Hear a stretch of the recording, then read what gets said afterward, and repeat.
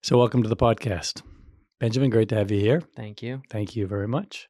And today's topic, the clock is ticking. If you had 2 minutes before you were to die, what would come to mind? What would you think of?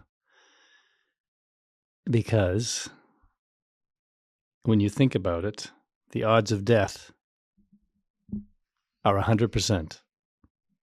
Yet we treat life like it's a certain thing, not going to end. And I've thought about this an awful lot, maybe more than some because of my own experience. And to me, coming out of my experience, there were two things that came out of that. One was I needed to love everybody. I needed to let them know that I love them. And the second thing was that was a defining moment that I was so fortunate to overcome, I guess, or not overcome. I didn't overcome that, to survive from. And I realized that, wow, that's going to happen to everybody. Nobody's coming out of this one alive. And what's it going to be like? And more so, what I think about more now is we're on a journey, and the destination for everybody is the same. So what are you doing between now and the end? And we don't talk about death a lot. A lot of people tend to avoid it like the plague because it's an uncomfortable situation. It involves pain. It involves discomfort. And we avoid those things because of who we are and what we are, how we're wired. Our society, avoids pain, seeks pleasure. So, everybody's on a journey. What's it going to be like at the end? And to me, you need to put yourself at that end and then work backwards. You're born and then you die. That's what your grandfather says. And what you do in between there is entirely up to you. So how do you look at, and end and then live as fully as you possibly can in between then? Because I can tell you that, if you spend any time with someone, well, let's say, skip somebody who's had an experience like I had. You go to a funeral, right? What happens at a funeral? You watch somebody's life is discussed and reviewed, and what happens to you and other people that are there when there's a funeral? What goes through your mind? Question. You're asking me? Yeah. It's definitely, it's kind of like a factory reset, usually, at least for me. And it puts everything in perspective. And between that and the next funeral I go to, there's kind of like a bell curve of like not having considered my mortality to really considering it all of a sudden. And then as time goes off, I stop considering it until I go to my next funeral or have some kind of experience that puts everything in perspective. Yeah. Clues, little hints that come, a funeral to me, especially if it's passing of someone who's close to you, as a real wake-up call for, wow, what am I doing with my life? And where am I going? What are the things that I've wanted to do that I haven't done? A reset, like you say. And there are also other things that can happen, an accident of a friend, someone who you might not even know, and you hear the news of something that happened to somebody. It's a slap in the face. And depending on where you're at, can determine, how much that impacts you. And like you say, though, it's easy to be affected and you're on that bell curve, and then you're on the backside of the bell curve again, either in a short time or maybe a longer time. I mean, for me, I've been 10 years, and, there are times when I wish I could go back to being in the hospital because the the raw emotion inside was where I want to live all the time. The reality of life, uh, because I didn't know if I was going to have another day or not. And that to me is the magic question. What if today is your last day? And every day, I was thinking about this a lot lately. Thinking of preparing myself for this. We have the opportunity to be reborn every day. And in ways we're given that opportunity because we end a day and we sleep. It's like dying, waking up the next morning, and you have the chance to be reborn, start fresh, start anew, however you want to jumpstart your life. And some people may be in a place where, there isn't the joy and the happiness that they want, let's say. I use those examples. And some people may, need to just start completely fresh. Some people might just have always wanted to have done some things and they just have to start doing those now. I've talked about seasons and decades before, and, that's a good way to put things in perspective. I think what's really hard is when you're younger, for most people, your mortality is just, it's not on the radar at all. I'm going to live forever. Why wouldn't I? Or I'm going to live till I'm 80. I'm 30 years old now and I'm going to live till I'm 80, or I'm 18 years old and I'm going to live till I'm 80 or 85 or whatever, 100. Some people say they can live to 120 or whatever the new sort of benchmark becomes. When in reality, tomorrow is good. If you live today like it was your last and you planned your life like you had the rest of it, probably a pretty good way to pursue things. Yeah, you talked about the difference of how someone approaches a funeral. It's also like there's a few kinds of funerals. You can go to the 97-year-old, married for 72-year person's funeral, and around them is no peers, all younger people who were impacted by them, but you don't really have like peer stories. Then you have like the 60 something who's got his buddies there that are all crying about what a funny guy he was or whatever. And then you have the, I would say sub 60 tragic death.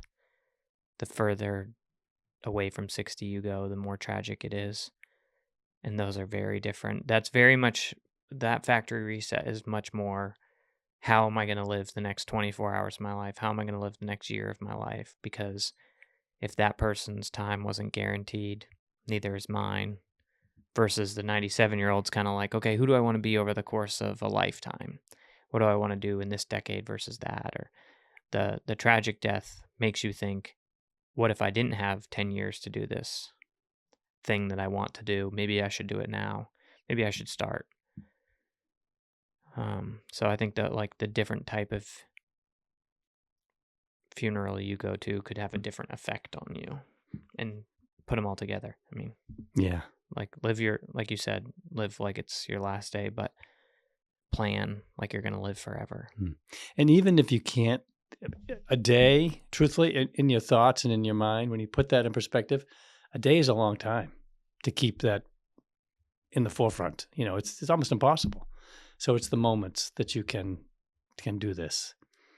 And, I think, to carry that on a little bit further, as far as, the 97, the 60 or younger, what that means. I think that defining moment. So here's the defining moment. Okay. I'm underwater. I can't move. I'm paralyzed. I can see the horizon. I know, just like that, this is it. I'm probably not going to be, I have a good chance of not making it. I have three options. You're going to come, I'm going to hold my breath, or today's the day I go to heaven. And I knew. So then it's a quick review of my life and the things that I'm leaving behind. And, for me, I wasn't scrambling as to where I was going to go afterwards. I'd made a plan, to be in heaven. So I wasn't scrambling for that reason in my thoughts. I wasn't feeling that. And everybody's going to have that moment. I'm convinced, from what I've read, from what I've seen, from what I've experienced, there is no sudden death. And you're going to have an opportunity in maybe your body is passing, but your soul and your spirit are still very much alive and they're conscious, if that's the word to use. And you have the moment to say, I'm dying right now, and I can either go to heaven or I can go to hell. And if there's something else, maybe that exists too. But to me, those are the two options.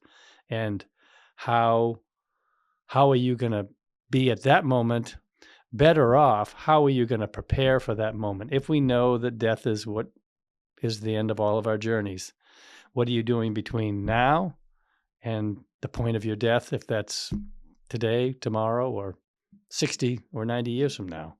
What are you doing? If you know the end is this, how are you preparing for that? I also, believe that this life that we live is just a little piece of dust when you consider eternity. We don't even know what that means. But our life here that seems so long for some of us, the 97-year-old, the 90-year-old, that's a long life, a lot of days, not in the grand scheme of eternity.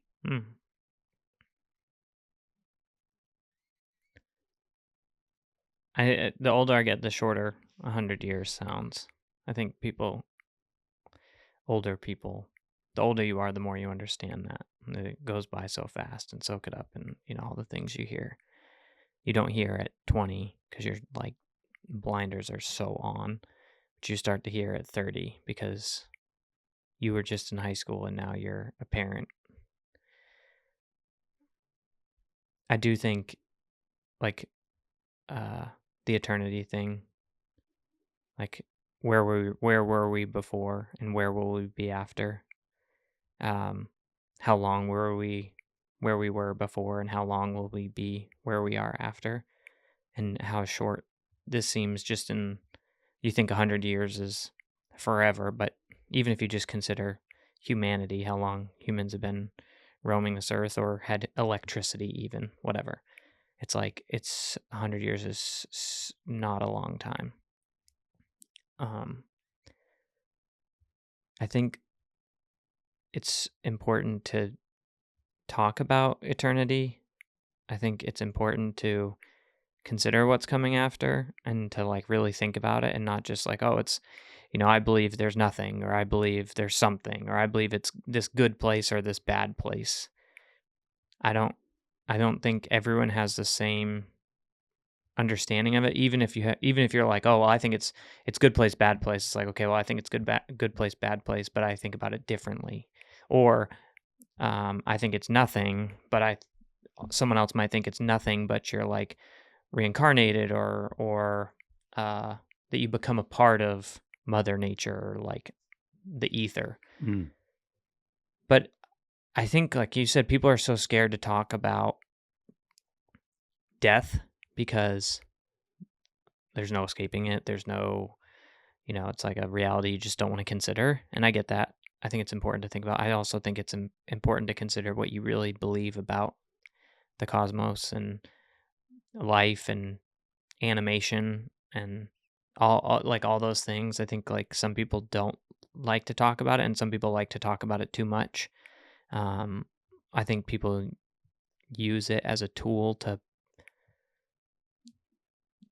control themselves or to try and control other people, and I think that's a mistake. But I think it really doesn't matter what you think is gonna. Oh, I do think it matters, but I don't think it matters as much what happens after, as much as it matters that you consider there might be something more after, or there might be nothing after, and either is just as scary, if you ask me. So the gravity of either one of those situations should change the way you look at the next day, week, year, decade, 100 years, whatever. Um, and having you had an experience at 52, I had an experience at 22 that changed the way I looked at death and life and the fragility of life. I had one in college too with a peer, um, but it's different to experience it in that way than it is to stare it in the face.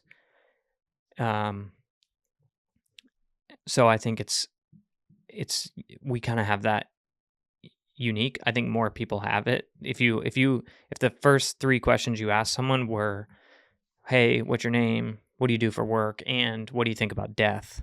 You would find a lot more people that actually encountered it in a pretty epic way. It could be their own death, someone else's, or near death, or there's like all these different ways you can encounter like, oh, I have a very profound opinion and um, perspective on life and death because of XYZ. Um, I don't know what percentage of the population is in denial, not thinking about it, whatever, not awake. Um, I think it's really nice to live on the other side of like having truly considered it because it gives you a ton of freedom. It gives you a ton of perspective. It helps you plan, instead of planning for next year, I'm planning for 90 years ahead and 24 hours ahead because I know that either one of those is just as likely. Um, so I think it's something that like, the what happens after is important. I think it's more about considering how does that affect now? How does that affect my life? Not what is it, but how does that change? If it's this or if it's that, how does that change how I live my life today and tomorrow and Mm. the next day? There's gonna be a time when I say goodbye to you, and it's the last goodbye. Could be when I drive out today. Right. Yeah. Well, I think that's that's the biggest thing that immediately impacted us as a family was like, oh, like instead of saying goodbye, I'll see you tomorrow, we say goodbye, I may not see you again.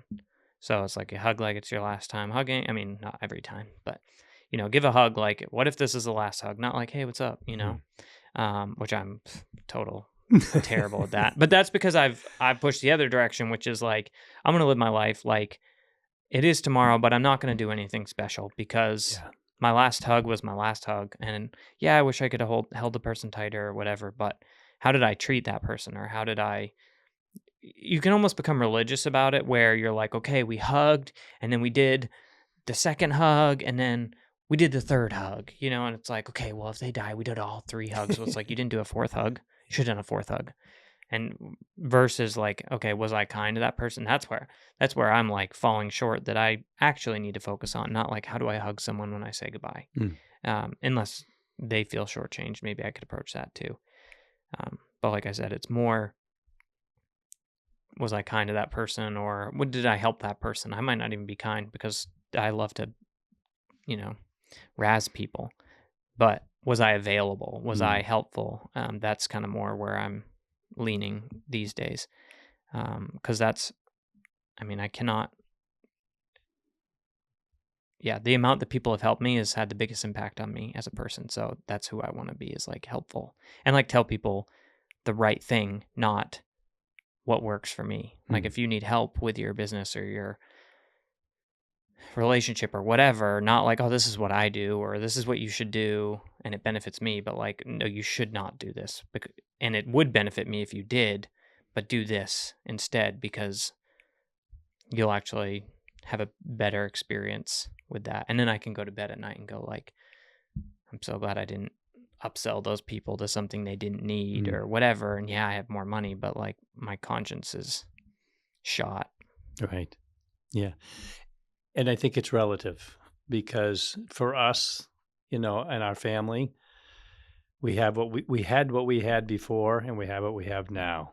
They're not so dissimilar. There are other people who have relationships that are very different. Speaking with somebody the other day who's, in his 90s and his sister for the first time, who was in her 90s, told him that she loved him. And Until that time, just a few days ago, that expression had never been made, not in words. Did they love each other? Absolutely. Their family. Um, but that expression and the impact that it had was huge. And you have to start from where you are. It's a journey, and you have to start at the beginning. And sometimes you may have some basis, but you got to start from someplace Right. to go forward. Yeah. And they talk about like who said I love you first in a relationship, like 100% gonna be me. Too bad my experiences, it's just like that's the way it's gonna be. Like if it's a guy friend, if it's my wife, like who said it first in a relationship, like who said it too soon, me. Like it's just I think that people are looking for permission to say it from the other person. And it's like you just have to not just say it and take the trouble, like get in trouble, like Yeah. be okay with getting in trouble. I Yes. don't know Yes. why we're so concerned about, or like it being weird. Like, Yeah. who's that friend that you're like, you haven't said it to yet that like it might be a little weird? Mm. Like, that would be a cool person to say it to. Yeah. The funniest thing is my two best friends growing up, Mike Ryan and Tom Reed, love those guys, have always loved them. Probably the two most awkward people to say I love you to, just for some crazy reason, the same reason other people, Right. struggle with it. It's such a silly thing, And again, maybe your expression of love isn't, the words. I encourage you to say it because it's you're not s- you're not saying it for you, really. You're saying it for them, so that they know. I mean, because otherwise, geez, maybe they don't know. Right. And some people might say it and be like, oh, it's no big deal to say it, but then like struggle in other areas, like Hmm. showing love or Right. following through. And like what someone, I don't know, I was talking the other day and it's like, okay, what does love you mean? Like, not what does it mean when you say it, but like, what does it mean if you would do that? What would you do for that person because you love them? It's like, I would put your needs ahead of my needs. Mm, Like if, nice. if you, if I could give you $2 and me $1, I wouldn't give both of us $1. I wouldn't give me $2 and you $1. I'd give you $2 and me $1, or whatever exchange or whatever. It's like I would put I would prioritize you above me. And that's like, okay, well, if you wouldn't do that for someone, then you probably shouldn't say it because you Mm, don't mean it. mm, Um, so that's where it's like, I think the rubber hits the road. mm, But I think like if you would do that, then say it. mm. Like, why What? not? Yeah, and I think Jesus said, "Love your enemies," and that's not easy. And m-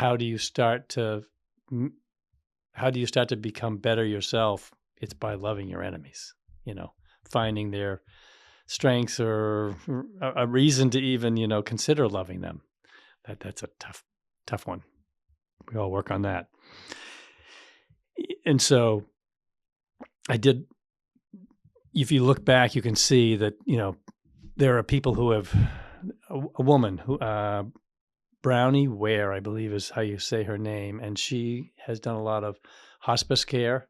She's written a book, and it's the Five Regrets of the Dying. And when you read what she's taken from it, it's pretty. Um, there's nothing that breaks the mold, so to speak, of what you might think. And most of it is, and you know, a lot of it has to do with I work too much or I spent time away from my family, and how did I spend my time? And I think when you think about this journey that you're on, you have your time, you have your health, and your relationships. And those three things are the buckets that you want to have full or have a list around that you want to focus on, because those are the things that you're going to remember more than anything else when you're at the end in that defining moment. How did I handle those things? Hmm. And there's a scale for all of them, and they like if you change one, it affects the other. So like just to put, if there's a spectrum, because that's how my brain thinks. if there's a spectrum from 0 to 10, 0 it is you didn't spend any time with your family or relationships, and 10 is you spent all your time with your family and relationships, and then anywhere in between. And then your health, like I took terrible care of my body in every way you can imagine, is 0, and 10 is I took incredible care of my body to the point that people are like, "Hey man, like you need to chill. You're not going to live to be 200 no matter what you do." And then time, health, Relationships. relationships. So, and then time is 0. I like was totally self-focused, or and I watered down my time by making 1,000 commitments to 1,000 people and no one got anything. And 10 being I was so focused that, my, and this is where the balance comes of I took care of my body, I took care of my family, I took care of my, personal mental health, whatever, you spent it perfectly. And I think like we all know where we're at if we were to rate ourselves of like, okay, I'm like a 3 with my focus time. I'm saying yes to too many things and you know, not turning things down or not spending the right amount of time on the right thing. And with my family, like maybe I'm like a 5. I do spend a lot of time with them, but I want to spend more. And then with my health, it's like, okay, I'm like a 7 or 8 or whatever it is. And I think like if you use those to go, okay, this year, we had talked about goals a little bit. I'm going to invest more time, and I think focus is a good thing too, because I could spend like 10 hours a day on something, but it's terrible focus. Or I could spend an hour a day on something, but it's like, hey, I'm there, I'm engaged, I'm efficient. It's like gonna ship basically. So I think like looking at, those things and saying, this is where I'm at and this is what I want to do for the next year. And what is that going to require? Because if I invest a ton of money in my health and my business, like my family's not going to get that time. And there's a focus element, like I said. If I invest a bunch of time in my family, maybe I won't be, at the gym every morning at 5 a.m. Or maybe I won't be making calls from 6 to 9 p.m. when, everyone is home and available. And I won't be doing this. That's why we're recording a podcast, so we can be with you from 6 to 9 p.m. without, being away from our family. So I think it's important that's where the rubber meets the road to me for, okay, now you've gone through the death exercise. You've remembered your death. You've remembered the fragility of life. Now what? Like, how are you going to live the next 3 or month and a half until the new year? And then how are you going to live, the first quarter of 2025, and how are you going to live 2025? It's like the brass tacks of remembering your death. Right. And I listened to a podcast recently with Peter Attia and Bill Perkins. So Peter Attia wrote Outlive, health, guru. And Bill Perkins wrote the book Die with Zero. And it's not just zero money, it's zero, Hobble across the finish line. Hobble across the finish line, however you can. Yeah. Leave it all on the field. Yes, leave it all on the field. What's that about the Cadillac?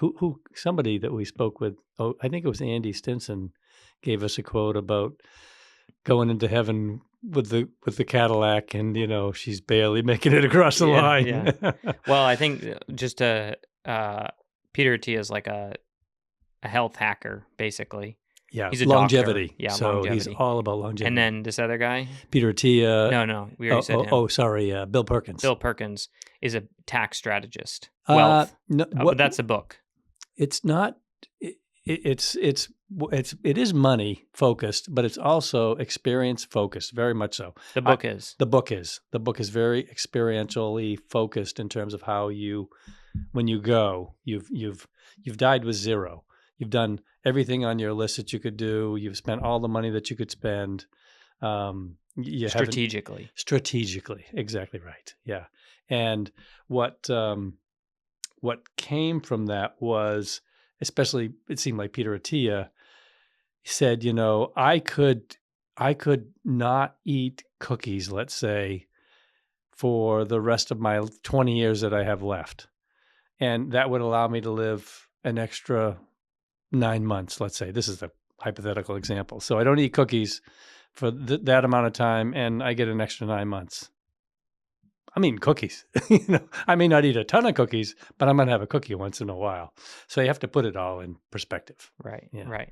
And like you say, the numbering sequence is really good to categorize things because, balance is, you know, it's I don't know that there is balance. It's Right. balancing. Right. And that the cookie thing is like, what are the things that you're not doing at all that if you did a little bit of would get you a lot? For instance, I don't work out. What if I worked out 2 times a week, even just 2 times a week? It might gain you a huge amount in years versus I work out 5 times a week. What if I work out six? It's Mm, like, it's probably negligible. You might die sooner. mm, I mean, not really, but you just don't know. mhm, And the cookies thing is like, okay, I eat really healthy. What if I didn't eat cookies at all? It's like not going to move the needle. Okay, I don't eat healthy at all. What if I, 3 days a week ate healthy or whatever way you could generally improve it? It's going to have a huge difference. mm, And that to me is the focus thing of where do things make a difference and where does, at that point you're just spinning your wheels and there's mhm. diminishing return. Yeah. Yeah. Um, Kind of jumping back here a little bit. So when I talked about Brownie Ware, um, she said, Oh yeah, you brought her up because she was talking about. yes. So Brownie Ware, I'm going to quote from her: "People grow a lot when they are faced with their own mortality. I learned never to underestimate someone's capacity for growth. Some changes were phenomenal. Each experienced a variety of emotions, as expected: denial, fear, anger, remorse, more denial, and eventually acceptance. Every single patient found their peace before they departed, though, every one of them. They knew they were coming to their end. So they had they were faced with that mortality. They had the opportunity. It wasn't they had they were in hospice care, so they had a period of time. It wasn't that they had an immediate accident. Do you have any idea of what the average time someone spends in hospice is? I don't know, Benjamin. I wonder if it's months or years on average. I don't know. I my expectation would be less than a year, Mm, and usually month or two. at least. Yeah, maybe at the most. The average might be a couple months. Really? Yeah, it's not a lot. Hospice is not. Again, I'm out of my league, but I Well, don't believe it's intended to be a long got it. So let's period. say it's 2 to 4 months. I Yeah. mean, just guessing. Even if Yes. it's just for a thought exercise, that's, you know, 60 to 120 days of waking up in the morning in that state, which is not comfortable, and deciding whether being in that state is better than being on the other side of death. And I'm just trying to imagine myself there, waking up. You used to get up, pop out of bed. Everyone watches my daughter stand up, and we all wish we could get up like that. Even at 30, I'm not doing that. So you went from that to slowing down some, to slowing down a lot, to falling or needing help. Now you're, laying in a bed. Or you've been diagnosed with stage 4 cancer. You have 2 months to live. Boom. Right. What do you do then? Yeah. You know, Either of those examples, I think, whether you have, a long life that leads to a progression and demise, when you get down to that hospice care time frame, it's there's an acceptance what of where you're at, and all you want is to fulfill the relationships that you have, those that you want to repair. But for the most extent, it comes down to people and saying the things that you've always wanted to say, Saying goodbye. saying goodbye. Yes. Making the connection. Hey, see ya. Yeah. Been good to know you. Yeah. And that's the opportunity we get every single day. Right. Every day we get up and you can't say it to everybody that you know, but somebody might come to mind on a given day. Why'd they come to my mind? Why did somebody how many times does it happen where you think of somebody and you might act on it and that person will say, hey, I was thinking about you, or hey, can we talk about this? Acting on those little hints. Yeah. There's a reason why that hint is there. That's where I kind of go to we talked about regardless of what happens after death, it should change the way you live presently alive. I think about the way that what I believe, and what I believe is that we are involved, that the spirit of all things is involved in what we're doing right now, like this podcast or after I go to the grocery store or whatever. Like I think that the spirit of everything is involved in all those things happening. And when you think of someone and it's weird and you act on it and it is like, oh, what a coincidence. Like I just I can't even use the word coincidence. Right. I mean, that seems like a no-brainer for you and me, but I'm genuinely impressed that anyone believes in coincidence. I mean, some things are coincidental. There or like totally unrelated maybe. I'm not saying that like a lack of coincidence is I believe in that. That's this might move here and not affect that over there. I just can't believe that anything involving humans and human spirit is a coincidence. Like I give you a compliment, you go out on a appointment, the ripple, the ripple, the ripple, the ripple. You say, "Oh yeah, I just connected with this person. Had been meaning to reach out. I did. This crazy thing happened. Makes me go, oh, I'm gonna reach out to this person. Crazy thing happens. Like ripple, ripple, ripple, ripple, like the butterfly effect. And so I just, it, I guess I just am boggled that you could see the world any other way than that. And I have tons of confirmation bias, and I have tons of anecdotes, and that's how you become delusioned, but it's a great delusion. I'm living it. I'm enjoying the benefits of it. I encourage other people adopt my delusion, which is your actions have huge results that you can't see, and that something, that like still quiet voice when it speaks and says this person, comes to mind, and like reach out and talk to them because it's crazy what will happen. And I don't listen to it every time, which is a shame. But when you do, it's like amazing. So I do think like I feel like you are that's like your one of your superpowers is like listening to that voice and then just doing it. Like some people talk about this, the disconnect between like inspiration and action. Like the shorter that circuit is between divine inspiration or whatever, even if someone gives you an idea and like you going and doing the thing, the shorter that circuit is, the the quicker reflex it is, like, oh, I thought of this person, I wrote them a letter. I thought of this person, I picked up the phone and texted them. Whatever it is, the shorter that is, the better your life is. It's true about work too. I mean, like, I need you to make a phone call to this person. Great. Walk away, pick up the phone. You wait 48 hours. Like it's either not happening or when you do, it's going to be very painful. So I think like conditioning that, I'm working on that a lot right now. Is like, okay, I think I should do this. Do it. And I'm not telling other people to do that. I mean, I am, but I'm telling people I'm learning how to do that, and it's so good.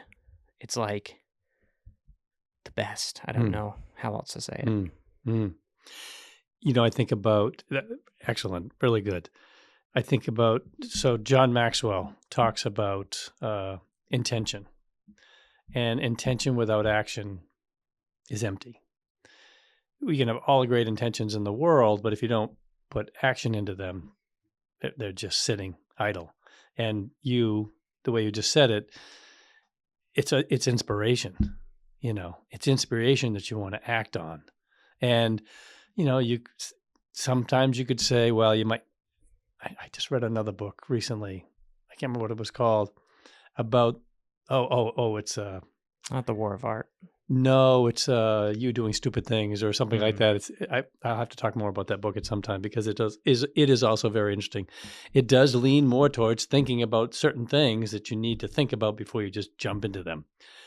But that little hint, that I think that's inspiration is a good way to say it. And with action, you can be so impactful. So the three I's there: inspiration. No, I. Inspiration, action, and impactful. Um, I think the more the consequences of something could have a profound effect on your life, the longer and more you should think about doing something. That's If exactly what this book says. encouraging you is not going to ruin my marriage, it's not going to burn my house down. Um, it's not going to hurt my child. There are some other things that could be the consequence of that I might have some inspiration for, and maybe I don't do those things. Maybe I consider it longer, and it doesn't take much considering of most of those actions it would cost me those things to go, yeah, I'm not going to do that. There's a great book, Stephen Pressfield, called The War of Art. Oh, yes. Have you Yes, read it? I've read The Yeah. War of Art. Recently, this summer, I think I read Yeah, it, it's yeah. very, very unique. Mm, Talks about the muse, which is the creative force that exists in the world, and it talks about the muse as if it was a spirit or a god or something like that, which is an interesting take on it because it does feel like that, whether it's the case or not, or however it works, I don't know. Um, and when you are obedient to the muse rewards you, and when you're disobedient to the muse punishes you, basically. And it's this inspiration. Naval says inspiration is perishable. When you have an idea, do it right then and there. And I think that inspiration could be, I'm going to create this, or I'm going to do this work thing, or I'm going to write this handwritten note to so and so, or I'm going to, or it can go like into your marriage or into, I thought of my wife, sometimes she'd be like, "Oh, did you like my outfit today or whatever?" And it's like, "Oh yes, I did. I actually thought that." And it's like, "What the heck were you doing thinking that and not letting it, fly out of your mouth?"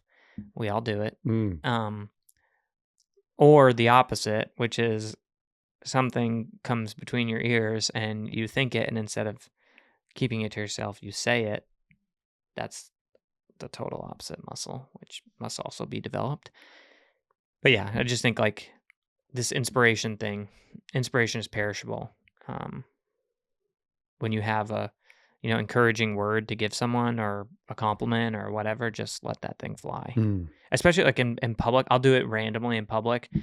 I mean, you're telling your waitress is not like the ideal scenario to do this. That's not what I'm talking about. But like a peer or a guy or whoever, just like you're gonna think someone's cool. Just tell them. Like it doesn't have to be flattering. You don't have to make it like you're the coolest person I know and I respect. It doesn't have to be above and beyond. Just say the thing that you're feeling about Mm. that person Mm. because it's awesome. There are people who fear death for whatever reason.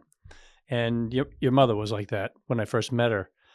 I don't know how much she did, but just the fact that she said it blew me away because I've never been afraid of death.